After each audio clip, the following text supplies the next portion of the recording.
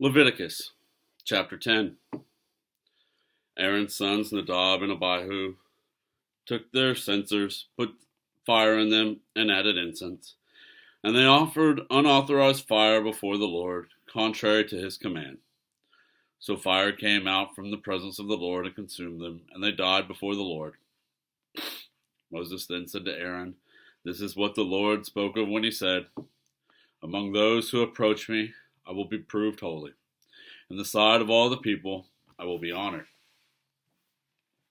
Aaron remained silent. Moses summoned Mishael and Elzaphan, sons of Aaron's uncle Uzziel, and said to them, "Come here, carry your cousins outside the camp away from the front of the sanctuary." So they came and carried them, still in their tunics, outside the camp, as Moses ordered. Then Moses said to Aaron and his sons, Eleazar and Ithamar, "Do not let your hair become unkempt, and do not tear your clothes, or you will die, and the Lord will be angry with the whole community. But your relatives, all the Israelites, may mourn for those the Lord has destroyed by fire. Do not leave the entrance to the tent of meeting, or you will die, because the Lord's anointing oil is on you." So they did as Moses said. Then the Lord said to Aaron, "You and your sons are not to drink wine or other fermented drink whenever you go into the tent of meeting, or you will die. This is a lasting ordinance for the generations to come, so that you can distinguish between the holy and the common, between the unclean and the clean.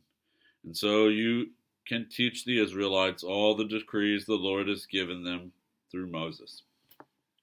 Moses said to Aaron and his remaining sons, Eleazar and Ithamar, "Take the grain offering left over from the food offerings prepared without yeast and present it to the Lord, and eat it beside the altar, for it is most holy.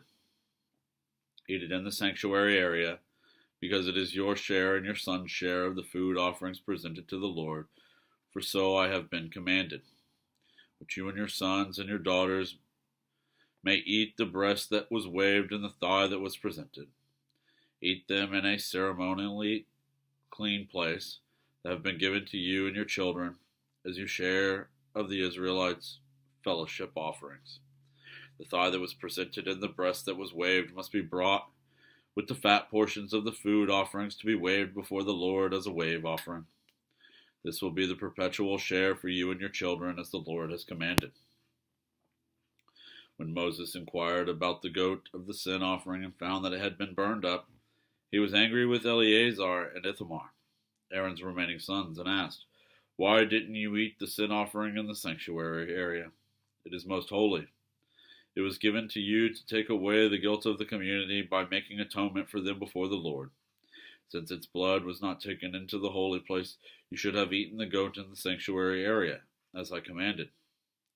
Aaron replied to Moses, "Today they sacrificed their sin offering and their burnt offering before the Lord, but such things as this have happened to me.